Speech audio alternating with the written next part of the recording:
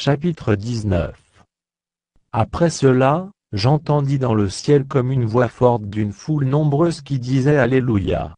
Le salut, la gloire, et la puissance sont à notre Dieu. Parce que ses jugements sont véritables et justes, car il a jugé la grande prostituée, qui corrompait la terre par son impudicité, et il a vengé le sang de ses serviteurs en le redemandant de sa main. Et ils dirent une seconde fois Alléluia, et sa fumée monte au siècle des siècles.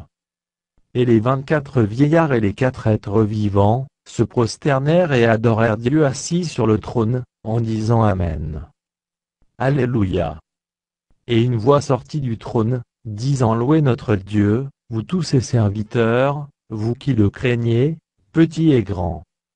Et j'entendis comme une voix d'une foule nombreuse, comme un bruit de gros eaux, et comme un bruit de fort tonnerre, disant Alléluia.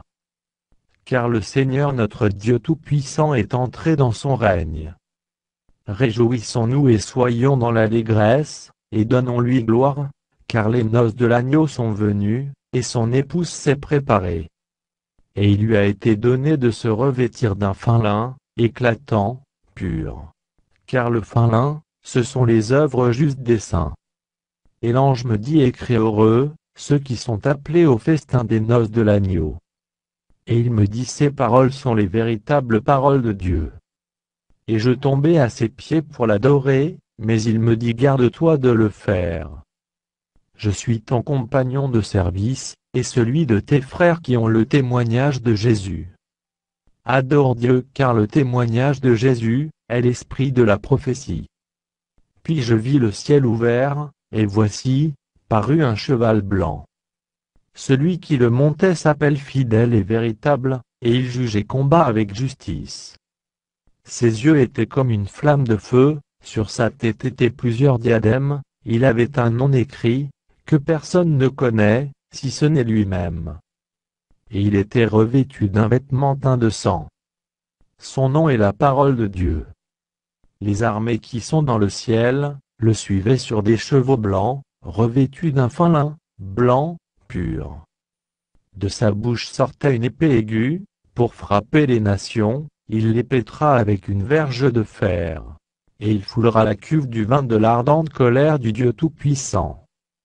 Il avait sur son vêtement et sur sa cuisse, un nom écrit Roi des rois et Seigneur des seigneurs. Et je vis un ange qui se tenait dans le soleil. Et il cria d'une voix forte, disant à tous les oiseaux qui volaient par le milieu du ciel Venez, rassemblez-vous pour le grand festin de Dieu. Afin de manger la chair des rois, la chair des chefs militaires, la chair des puissants, la chair des chevaux et de ceux qui les montent, la chair de tous, libres et esclaves, petits et grands. Et je vis la bête, et les rois de la terre, et leurs armées rassemblées pour faire la guerre à celui qui était assis sur le cheval et à son armée. Et la bête fut prise, et avec elle le faux prophète, qui avait fait devant elle les prodiges par lesquels il avait séduit ceux qui avaient pris la marque de la bête et adoré son image. Ils furent tous les deux jetés vivants dans l'étang ardent de feu et de soufre. Et les autres furent tués par l'épée qui sortait de la bouche de celui qui était assis sur le cheval. Et tous les oiseaux se rassasièrent de leur chair.